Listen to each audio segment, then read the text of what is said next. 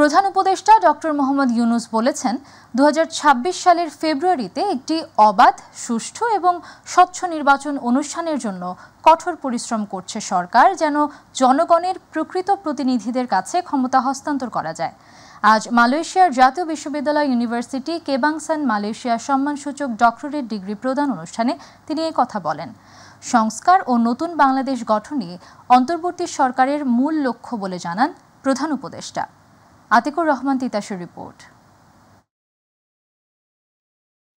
প্রধান উপদেষ্টা ডক্টর মোহাম্মদ ইউনূসকে সম্মানসূচক ডক্টরেট ডিগ্রি প্রদান করেছে মালয়েশিয়ার কেবাসাং ইউনিভার্সিটি। সকালে ইউনিভার্সিটি ক্যাম্পাসে আয়োজিত অনুষ্ঠানে এই ডিগ্রি প্রদান করা হয়।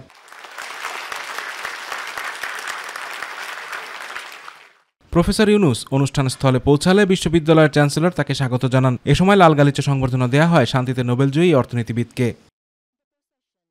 বিশ্ববিদ্যালয়ের শিক্ষার্থীদের উদ্দেশ্যে স্মারক বক্তব্যে প্রধান উপদেষ্টা ডক্টর ইউনূস বলেন, 2024 সালের জুলাই-আগস্টে যুব নেতৃত্ব গণ-অভ্যুত্থান বাংলাদেশের ভবিষ্যতের আশাকে নতুন অর্থ দিয়েছে।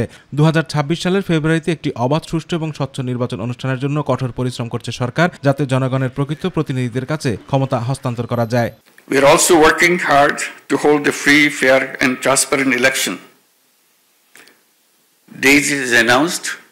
It will be held in February next year, so that power is handed over to the true representatives of the people. Distinguished guests,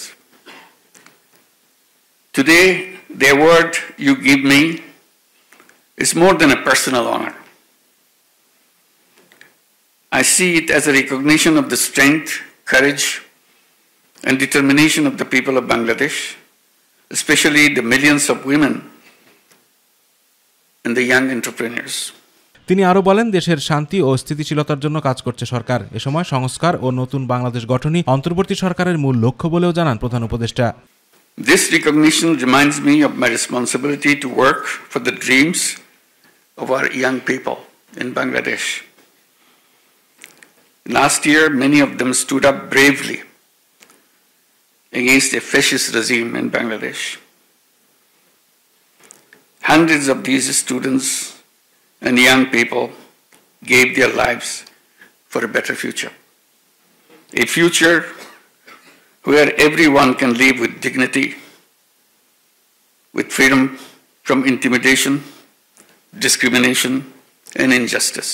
এদিকে মালয়েশিয়া সফররত ডক্টর ইউনূসের সঙ্গে সাক্ষাৎ করেছেন দেশটির শিক্ষামন্ত্রী ওয়াইবি ফাদলিন সাইডক। আজ কুয়ালালামপুরে প্রধান উপদেষ্টার সফরকালীন আবাসস্থলে তার সঙ্গে সাক্ষাৎ করেন ফাদলিনা। পাসপোর্ট রিনিউড হয় না বা কিছু একটা হয়েছে, কিন্তু ভোটার আপনি হবেন, ভোটার হবেন এবং ভোট দিতে পারবেন।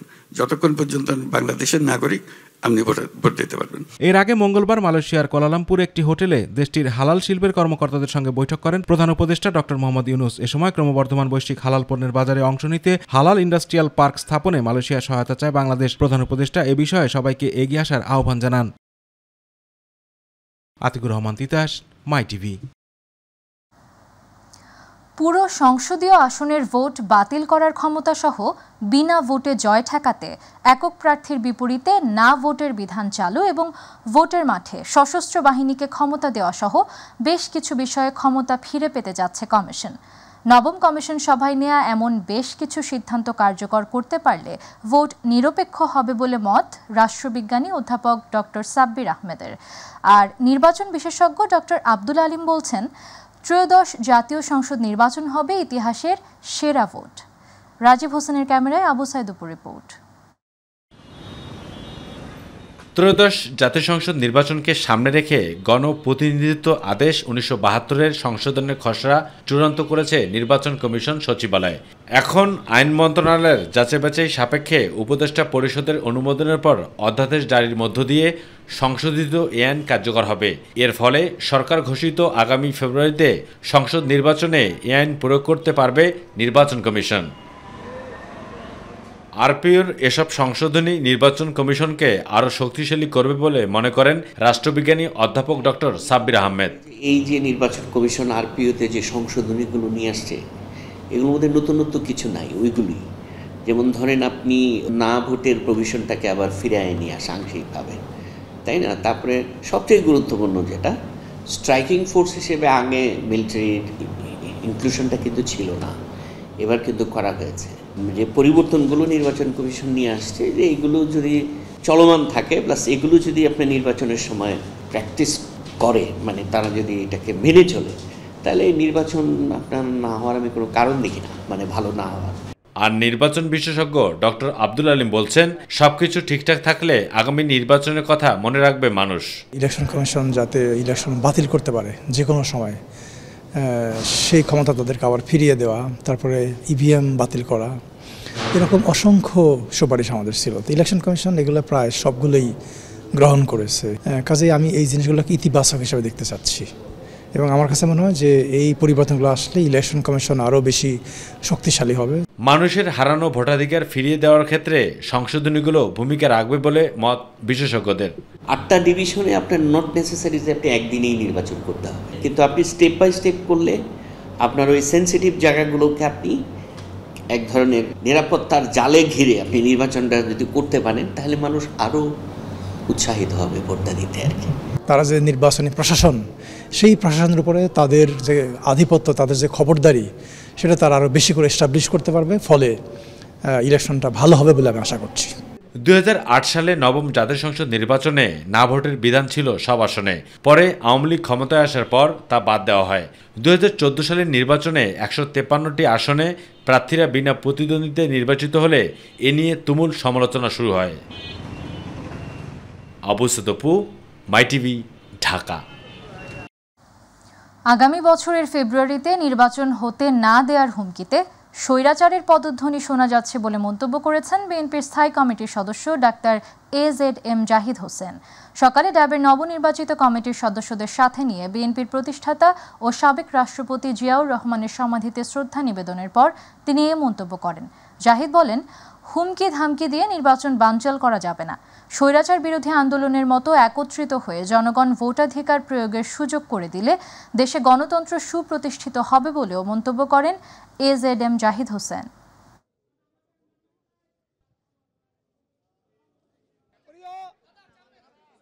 সবাইকে সাথে নিয়ে আগামীতে এমন একটি জাতীয় নির্বাচনের পরিবেশ সৃষ্টি করা, যেখানে মানুষ নির্বিঘ্নে তার ভোটাধিকার প্রয়োগ করতে পারবে, জনগণ বেছে নেবে তার প্রতিনিধি কে হবে।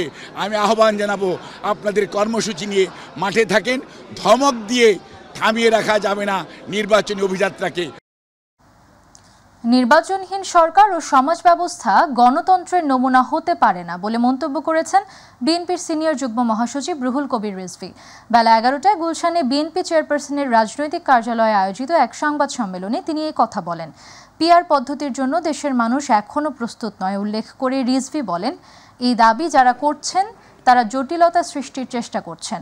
একটি রাজনৈতিক দল নিজেদের অপকর্ম আড়াল করতে বিএনপির বিরুদ্ধে অপপ্রচার চালাচ্ছে বলেও অভিযোগ করেন রুহুল কবির রিজভী। যদি প্রলম্বিত হতে থাকে তাহলে লাভ কার? আমরা তো 5ই আগস্ট এই যে একটা মাইল ফলক তৈরি হয়েছে গণতন্ত্রের জন্য, তো গণতন্ত্র তো নির্বাচনহীন সরকার বা নির্বাচনহীন সমাজ রাষ্ট্র, এটা তো গণতন্ত্রের কোনো নমুনা হতে পারে না। আশুলিয়ায় 6 জনের লাশ পোড়ানো এবং একজনকে হত্যার ঘটনায় 16 আসামির বিরুদ্ধে অভিযোগ গঠন হবে কিনা সে বিষয়ে আদেশ 21 আগস্ট দিন ধার্য করেছেন আন্তর্জাতিক অপরাধ ট্রাইব্যুনাল 2। সকালে এ মামলায় গ্রেফতার 8 জনকে আন্তর্জাতিক অপরাধ ট্রাইব্যুনালে হাজির করা হয়।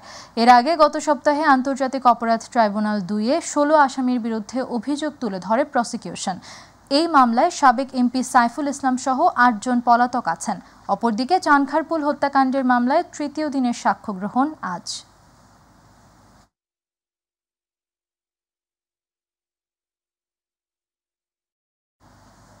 দর্শক, এই মুহূর্তে ট্রাইব্যুনালে আছেন সহকর্মী SM আরিফ, সরাসরি যুক্ত হচ্ছি তার সাথে।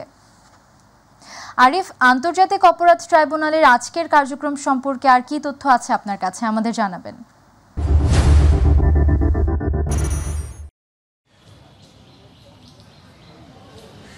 আমাতুল, আন্তর্জাতিক অপরাধ ট্রাইব্যুনাল 2-এ আজকে যে মামলাটি ছিল সেটি আশুলিয়ার 6 জনের লাশ পোড়ানো এবং একজন হত্যাকাণ্ডের মামলার সেটি দ্বিতীয় দিনের মতো শুনানি হয়েছে এবং শুনানির শেষে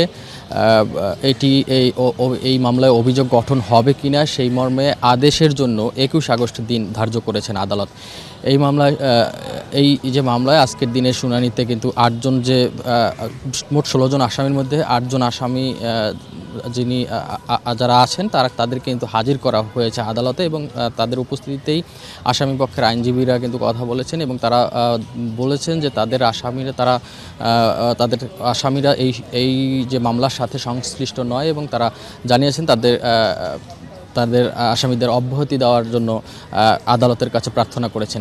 এটি ছিল আন্তর্জাতিক অপরাধ ট্রাইব্যুনাল 2-এর মামলা এবং আজকে আরেকটি মামলা যেটি ট্রাইব্যুনাল 1-এ যে মামলাটি রয়েছে সেটি হলো চাংখারপুলে যে 6 জন হত্যাকাণ্ডের সেই হত্যাকাণ্ডের কিন্তু ঘটনায় আজকে তৃতীয় দিনের মতো সাক্ষ্য গ্রহণ চলছে এখনও কিন্তু সাক্ষ্য গ্রহণ চলছে।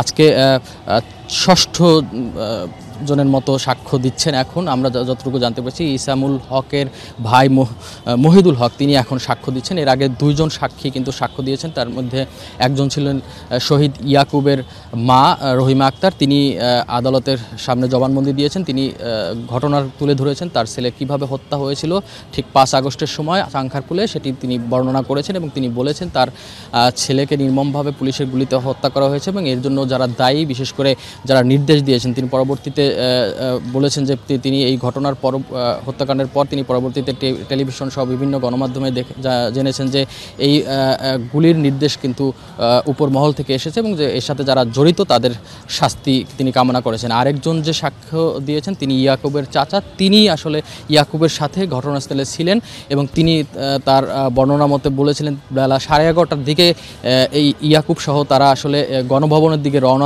5 আগস্ট গণভবনের দিকে রওনা দিচ্ছিলেন। তখন এই চাংখারপুলের মোড়ে এই ঘটনাটি ঘটে এবং ইয়াকুব গুলিবিদ্ধ হন। তাকে নিয়ে মিটফোর্ড হাসপাতালে গিয়েছিলেন। এভাবে তিনি বর্ণনা দিয়েছেন কিভাবে পুলিশের গুলিতে তিনি নিহত হয়েছেন। তিনি বলেছেন যে এই গুলি করার পর মিটফোর্ড হাসপাতাল কিন্তু আসলে ময়না তদন্ত করেনি, ময়না তদন্ত ছাড়াই তাকে ডিসচার্জ করে দিয়েছিল। তিনিও বলছেন যে এই যে হত্যাকাণ্ডের বিচার হতে হবে এবং তিনি অনেকের নাম কিন্তু এখানে উল্লেখ করেছেন, বিশেষ করে প্রধানমন্ত্রী শেখ হাসিনা সহ যারা রয়েছেন, স্বরাষ্ট্রমন্ত্রী আসাদুজ্জামান খান কামাল সহ যারা রয়েছেন উপর মহলে তারা রয়েছেন। পাশাপাশি ওইখানে যারা পুলিশ ঘটনার সাথে জড়িত ছিল তাদেরও অনেকের নাম তিনি উল্লেখ করেছেন এই আজকে জবানবন্দিতে। তো আজকের দিনের এই ছিল আসলে ট্রাইব্যুনালের ঘটনা। আজকের সাক্ষ্য গ্রহণের পর পরবর্তী সাক্ষ্য গ্রহণের দিন হয়তো ধার্য করা হবে। এই ছিল আমার কাছে সর্বশেষ।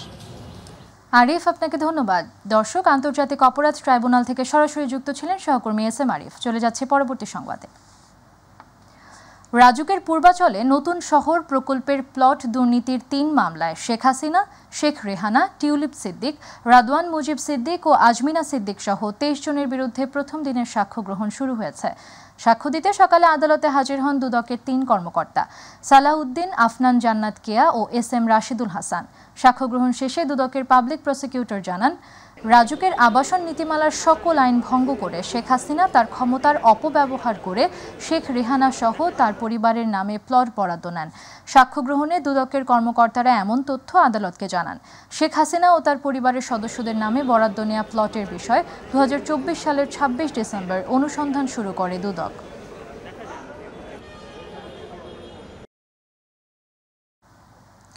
জাতীয়করণের দাবিতে এমপিওভুক্ত শিক্ষকদের মহাসমাবেশকে কেন্দ্র করে সচিবালয়ের সামনে সতর্ক অবস্থান নিয়েছে আইনশৃঙ্খলা বাহিনী। প্রেসক্লাব সংলগ্ন সচিবালয়ের 5 নম্বর গেট ব্যারিকেড দিয়ে রাখা হয়েছে, পাশাপাশি আনা হয়েছে পুলিশের জল কামান। এর আগে সকাল 10:30টার দিকে জাতীয় প্রেসক্লাবের সামনে মহাসমাবেশ শুরু করেন বেসরকারি শিক্ষা প্রতিষ্ঠানের এমপিওভুক্ত শিক্ষকরা। সমাবেশ শেষে সচিবালয় অভিমুখে পদযাত্রার ঘোষণা দেন তারা। তবে পরে পদযাত্রার পরিবর্তে পুলিশের সহায়তায় 12 সদস্যের প্রতিনিধি দল সচিবালয়ে গেছেন শিক্ষা উপদেষ্টার সঙ্গে দেখা করতে। কর্মসূচিতে বিভিন্ন এলাকা থেকে আগত প্রায় 1000 শিক্ষক উপস্থিত আছেন।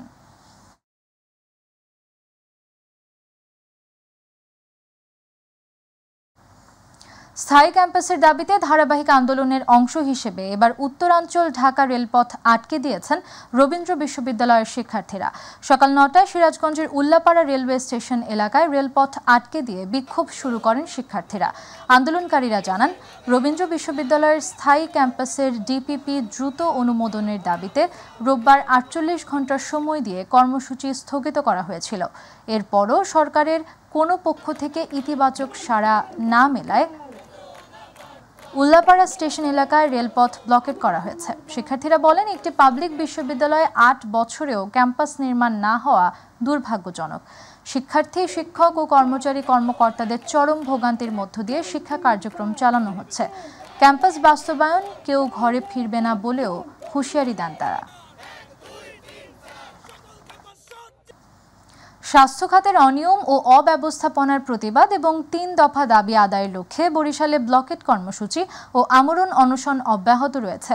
আজও শেরেবাংলা মেডিকেল কলেজ হাসপাতাল সহ সারা দেশের স্বাস্থ্য খাতে সংস্কারের দাবিতে এই কর্মসূচি পালিত হচ্ছে। টানা ৭ম দিনের মতো শহরের নথুল্লাবাদ বাস টার্মিনাল এলাকায় বিভিন্ন শিক্ষা প্রতিষ্ঠানের শিক্ষার্থীরা জড়ো হয়ে ব্লকেট কর্মসূচি পালন করছেন। একই দাবিতে শেরেবাংলা মেডিকেল কলেজ হাসপাতালের প্রধান গেটের সামনে সোমবার থেকে ৫ শিক্ষার্থী আমরণ অনশন শুরু করেছেন। স্বাস্থ্য খাতে অব্যবস্থাপনা ও অনিয়ম দূর করে মানসম্মত চিকিৎসা সেবা নিশ্চিত করতে দ্রুত পদক্ষেপ গ্রহণের দাবি তাদের।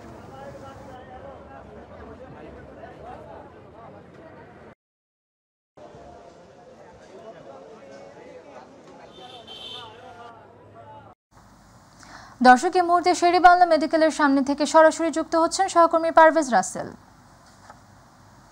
পারভেজ, স্বাস্থ্যখাত সংস্কারে ব্লকেট কর্মসূচি ও অনশন কর্মসূচি ঘিরে আজ কি পরিস্থিতি দেখছেন বরিশালে, আর সংকট সমাধানে কি কোনো উদ্যোগ নেওয়া হয়েছে?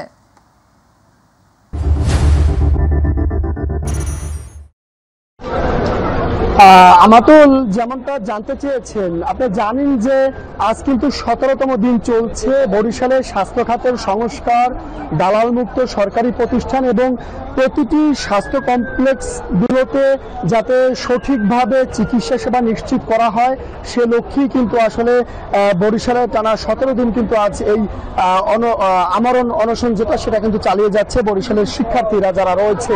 আপনি জানেন যে বরিশাল শেরেবাংলা মেডিকেল কলেজ হাসপাতাল সহ বাংলাদেশের সকল সরকারি প্রতিষ্ঠান বা হাসপাতালে বিদ্যমান অব্যবস্থাপনা, দুর্নীতি, দালাল মুক্তকরণ ও স্বাস্থ্যখাত সংস্কারের লক্ষ্যে কিন্তু ৩ দফা দাবি কিন্তু তারা শুরু থেকে দিয়ে আসছিল। সেই দাবির প্রেক্ষিতে কিন্তু আজ আমরণ অনশন চলছে। এই মুহূর্তে বরিশাল শেরেবাংলা মেডিকেল কলেজ হাসপাতালের যে প্রধান ফটক রয়েছে, যেটা মাঝখানের গেট আমরা বলি, সেই গেটের সামনে কিন্তু তারা আমরণ অনশন পালন করছে। প্রথম থেকেই কিন্তু এইখানটাতে বরিশালের মডেল স্কুল অ্যান্ড কলেজের শিক্ষার্থীরা ছিল। সেখানে ৩ জন শিক্ষার্থী কিন্তু এই আমরণ অনশনে প্রথমে অংশ নেয় এবং তারা এই অংশ নিতে কিন্তু তারা অসুস্থ হয়ে পড়ে।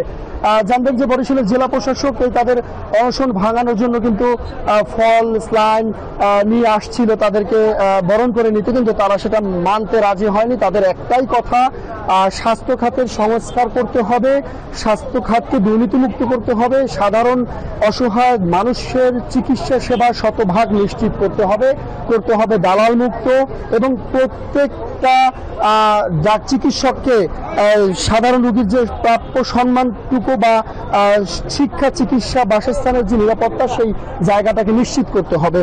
আমরাও এই মুহূর্তে আন্দোলনরত একজন শিক্ষার্থী রয়েছে, উনি বরিশাল ইউনিভার্সিটির। আমি একটু কথা বলে জানতে চাইবো আসলে আজকে 17তম দিন চলছে বরিশালে, আপনাদের দাবিগুলো কি রয়েছে? আমাদের দাবি আছে 3টা, সেই 3টা দাবি আমরা মূলত জানাই দিয়েছি। তো মহাপরিচালক যখন এখানে আসে তাদেরকে আমরা বলেছি এবং তাদেরকে আমরা দাবি উপস্থাপনা করেছি এবং সে আমাদের দাবির সাথে একত্রতা পোষণ করছে।